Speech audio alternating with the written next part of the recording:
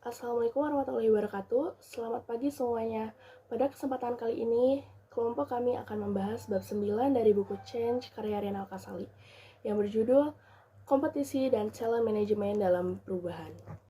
Di era yang berubah begitu cepat seperti sekarang, keberhasilan sebuah organisasi tidak hanya ditemukan oleh teknologi atau modal, tetapi oleh manusia di dalamnya, terutama mereka yang kompeten dan bertalenta. Bab ini menjelaskan bagaimana kedua faktor tersebut menjadi kunci dalam mengelola perubahan secara efektif. Tujuan dan fokus bab. Tujuan dari bab ini ada beberapa poin penting. Yang pertama, agar kita memahami konsep kompetisi sumber daya manusia dalam konteks perubahan. Kedua, mengenai talent management atau manajemen talenta dan perannya dalam proses perubahan organisasi. Ketiga, mempelajari bagaimana organisasi bisa mengembangkan dan mempertahankan talenta terbaiknya. Intinya, bab ini ingin menegaskan bahwa tanpa manusia yang kompeten dan bertalenta, perubahan apapun akan sulit terjadi. Kompetisi sumber daya manusia. Nah, mari kita mulai dari kompetisi. Menurut Renal Kasali, kompetisi adalah kombinasi dari pengetahuan, keterampilan, dan sikap yang memungkinkan seseorang melakukan pekerjaannya dengan baik. Dalam konteks perubahan, kompetisi tidak cukup hanya bersifat teknis. Kita juga membutuhkan kompetisi inovatif, adaptif, dan kolaboratif. Karyawan kompeten bukan hanya mampu menjalankan perintah, tapi juga bisa menyesuaikan diri dengan situasi baru dan bahkan menciptakan solusi baru saat perubahan terjadi. Oleh karena itu, organisasi perlu mengembangkan kompetisi melalui pelatihan dan pembelajaran berkelanjutan. Kemudian, ada karakteristik kompetisi dalam perubahan. Yang pertama, dinamis dan mudah disesuaikan. Yang kedua, relevan dan dengan kebutuhan masa depan. Dan yang terakhir, didukung oleh pembelajaran berkelanjutan. Lalu di sini ada karakteristik kompetensi dalam perubahan. Yang pertama ada dinamis dan mudah disesuaikan. Dalam era perubahan yang cepat, kompetensi tidak bisa bersifat kaku. Dalam buku Change, karya Renal Kasali juga menekankan pentingnya agility atau kelincahan belajar, di mana seseorang harus siap menyesuaikan diri dengan situasi baru, teknologi baru, dan cara kerja baru. Contohnya, karyawan yang dulunya hanya fokus pada pekerjaan administratif harus bisa menyesuaikan diri dengan sistem digitalisasi. Jadi, kompetensi harus terus diperbaharui agar tetap relevan. Lalu yang kedua, ada relevan dengan kebutuhan masa depan. Kompetensi tidak hanya untuk kebutuhan hari ini, tetapi juga harus berorientasi pada masa depan atau future-oriented competence. Menurut Kasali, orang yang mampu melihat tren masa depan, misalnya otomatisasi, AI, sustainability, dan digital mindset, akan lebih siap menghadapi perubahan besar. Artinya, SDM harus mampu membaca arah perubahan lingkungan bisnis, bukan sekedar bereaksi setelah perubahan terjadi. Yang ketiga, ada didukung oleh pembelajaran berkelanjutan. Hal ini menegaskan bahwa perubahan tidak pernah berhenti. Karena itu, pembelajaran juga tidak boleh berhenti atau lifelong learning. Kompetensi akan cepat usang jika tidak terus diasah melalui pelatihan, membaca, mentoring, atau pengalaman baru. Begitupun pada organisasi yang ingin bertahan harus menciptakan learning organization, yaitu budaya di mana setiap orang mau belajar, berbagi pengetahuan, dan berinovasi tanpa takut gagal. Di sini ada definisi talent management atau manajemen talenta. Talent management atau manajemen talenta merupakan serangkaian proses strategik yang dilakukan organisasi untuk mengelola individu-individu berpotensi tinggi. Kegiatannya mencangkup seleksi, pengembangan, pemeliharaan, promosi, dan keterikatan talenta dalam organisasi. Artinya, manajemen talenta tidak hanya berfokus pada bagaimana organisasi merekrut karyawan terbaik, tetapi juga bagaimana mereka dikembangkan dan dipertahankan agar bisa berkontribusi secara optimal. Selain itu, talent management juga menekankan pentingnya menempatkan orang yang tepat pada posisi yang tepat, sesuai dengan potensi dan kemampuan yang dimilikinya. Fokus utama dari talent management adalah pada individu yang memiliki potensi tinggi dan kemampuan untuk menjadi pemimpin perubahan di masa datang. Selanjutnya adalah talent management memiliki peran penting dalam menghadapi perubahan organisasi. Yang pertama yaitu talent management membantu menyediakan pipeline pemimpin perubahan, yaitu menyiapkan calon pemimpin yang siap menghadapi perubahan tantangan baru. Yang kedua, sistem ini memiliki kontinuitas kompetensi agar kemampuan karyawan tetap relevan dengan perkembangan organisasi. Ketiga, talent management juga menumbuhkan motivasi dan retensi talenta, sehingga karyawan merasa dihargai dan termotivasi untuk berkontribusi.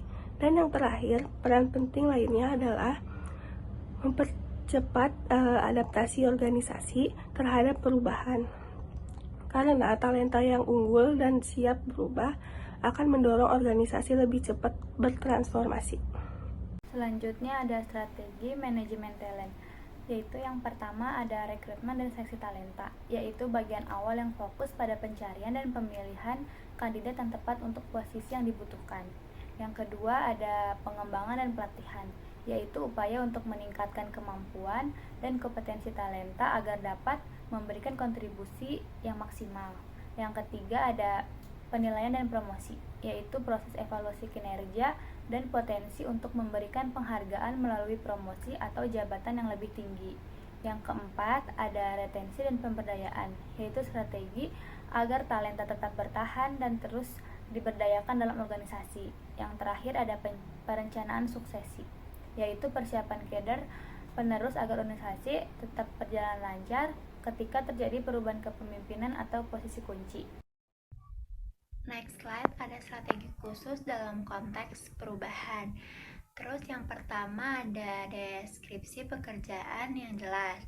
Artinya setiap talenta harus tahu dengan pasti apa tugas, tanggung jawab, dan harapan organisasi terhadap mereka. Jika peran mereka tidak jelas, mereka akan bingung dan sulit berkontribusi dalam perubahan. Terus yang kedua ada seleksi bebas dan adil. Dalam memilih talenta, prosesnya harus transparan dan objektif, bukan karena kedekatan pribadi atau nepotisme. Hal ini penting agar terpilih benar-benar orang yang berkualitas dan berpotensi membawa perubahan positif. Terus yang ketiga ada pengembangan kompetensi adaptif. Fokus pada pelatihan soft skill, kepemimpinan, dan berpikir kritis. Karena perubahan menuntut karyawan yang fleksibel, inovatif, dan mampu mengambil keputusan yang cepat. Terus yang keempat ada memberi peluang karir cepat atau fast track. Talenta yang menunjuk performa dan kemampuan luar biasa sebaiknya diberi kesempatan promosi atau proyek besar lebih cepat dari biasanya. Strategi ini membuat talenta semakin termotivasi dan loyal pada organisasi. Yang kelima ada pemeliharaan atau retention, menjaga talenta agar tidak mudah pindah ke organisasi lain. Caranya dengan memberi motivasi, penghargaan, insentif, dan menciptakan ikatan emosional seperti lingkungan kerja yang positif dan pengakuan atas kinerja mereka. Baik, selanjutnya ada tantangan dan hambatan dalam manajemen talenta di perubahan. Yang pertama ini ada resistensi karyawan lama terhadap talenta baru. Karyawan lama menolak perubahan karena tidak nyamannya dengan cara kerja atau ide baru dari talenta baru. Yang kedua, talenta kuat keluar karena tekanan atau ketidakcocokan. Talenta baru yang potensial merasa tidak didukung atau tidak cocok dengan budaya lama, lalu memilih keluar. Selanjutnya yang ketiga, talenta baru terkontaminasi budaya lama. Talenta baru ikut terbawa kebiasaan lama sehingga nilai dan inovasi baru tidak tertahan. Oke, di sini ada yang keempat, yaitu kesulitan dalam mengatur perubahan aspek perilaku dan sikap. Aspek perilaku dan sikap memerlukan dimensi penting dalam keberhasilan manajemen talenta, namun juga menjadi salah satu komponen yang sulit diukur secara objektif. Evaluasi terhadap perubahan perilaku memerlukan waktu yang panjang dan pendekatan yang komprehensif. Organisasi seringkali hanya menilai keberhasilan dari sisi hasil kerja atau output tanpa memperhatikan proses adaptasi nilai dan sikap kerja yang menjadi fondasi dari transportasi jangka panjang. Dan yang kelima ada keterbatasan sumber daya. Faktor sumber daya juga menjadi kendala yang signifikan dalam penerapan manajemen talenta. Keterbatasan waktu dan pelaksanaan pelatihan, kurangnya alokasi dana untuk program pengembangan, serta lemahnya dukungan dari manajemen puncak dapat menghambat efektivitas program manajemen talenta. Tanpa komitmen dan investasi yang memadai, organisasi sulit mencapai tujuan strategis dan mengelola serta mempertahankan talenta terbaik. Oke, selanjutnya ada hubungan kompetensi, talenta, dan keberhasilan perubahan. Dibagi beberapa bagian diantaranya, yaitu ada organisasi yang memiliki kompetensi dan talenta yang tepat akan lebih cepat beradaptasi terhadap dinamika lingkungan bisnis. Hal ini karena individu di dalamnya memiliki kemampuan teknis dan perilaku yang sesuai dengan kebutuhan perubahan.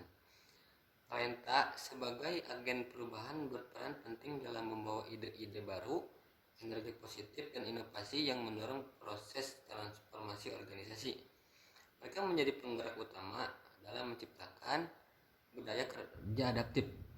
Kompetensi dan talenta mendukung realisasi visi perubahan karena keduanya memastikan bahwa setiap strategi yang dirancang dapat dijalankan dengan kemampuan dan keahlian yang memadai. Kegagalan perubahan sering kali disebabkan oleh gap kompetensi, kesenjangan antara kemampuan yang dimiliki dan yang dibutuhkan, atau kesalahan dalam manajemen talenta seperti salah menempatkan orang pada posisi yang tidak sesuai dengan potensinya. Oleh karena itu, manajemen talenta yang efektif menjadi kunci utama keberhasilan perubahan organisasi, karena memastikan individu dengan kompetensi unggul ditempatkan di posisi strategis. Kombinasi kompetensi teknis, manajerial, dan emosional akan memperkuat ketahanan organisasi dalam menghadapi tantangan perubahan.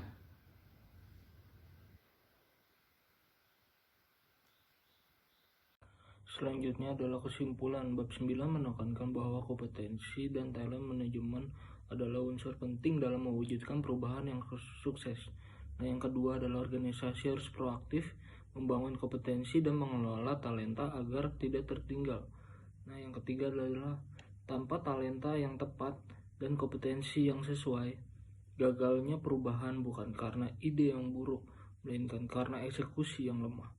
Perubahan hanya akan berhasil bila dilakukan oleh orang yang mau berubah.